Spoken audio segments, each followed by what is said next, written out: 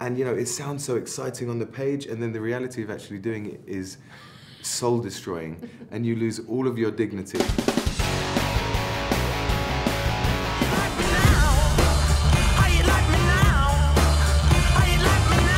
Where are the packages? What's this? You should go. Out the car, all of you now. No one's getting out of the car. Now drive. Seatbelts now. Any stories you'd like to share behind the scenes, working with the cast? Any funny stories that you can remember working on the movie?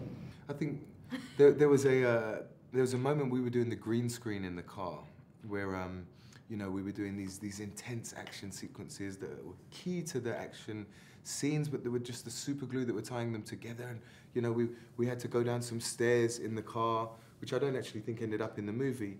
And you know, it sounds so exciting on the page, and then the reality of actually doing it is soul destroying, and you lose all of your dignity. Yep. And you're sitting there going like this, jumping up and down, and you finish, they say cut, and you just look at each other and say, oh wow. You know, it's the opposite of when I'm on the jet ski feeling like the coolest guy in the world. It's very humbling. Very humbling. I mean, we were in the back, and you know, Ed had different direction because he had to go right with the wheel, and obviously we had to go in the other direction, and my co-star was having a problem recognizing left and right.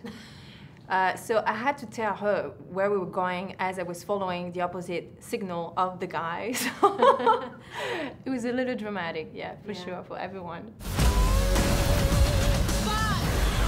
4, 3, 2, 1. Each Transporter movie seems to outdo the previous one. So what is the craziest stunt in the movie? There's a lot of crazy stunts in the movie. I think on paper, when I was reading it, there was 3 things that really stood out. One is fighting around and in front of a moving car. The second one is driving a car underneath an aeroplane that's about to take off, surrounded by 8 police cars. And the third is riding a jet ski onto the beach, smashing into a Jeep, and jumping off it, crashing through the window, and kicking the guy at the other side, then chasing him up a mountain and fighting with him.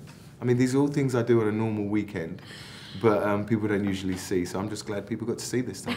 And for you, any crazy stunts? No, I just remember, you know, just running a lot with those high heels, and all the time we had to perform and pretend being, you know, so sexy and so smooth. And I remember that scene in the toilets in the nightclub when we had to come out and the smoke was coming out on us, and we had to pretend to be walking with a lot of confidence. And I mean, 2 seconds later, I was like, "Who is? Oh, okay, Gabrielle. Okay, that's cool. Let's put that back on and be cool and smooth." Yeah, it was a challenge, but yeah, most of it we had a lot of running and not so much fighting, unfortunately. Okay. For you, Ed, what was your approach in playing the transporter? Did you want to avoid imitation? Yeah, I mean, imitation is something that I don't think of in any role I take on, and don't think of in any point in my life, thankfully, you know.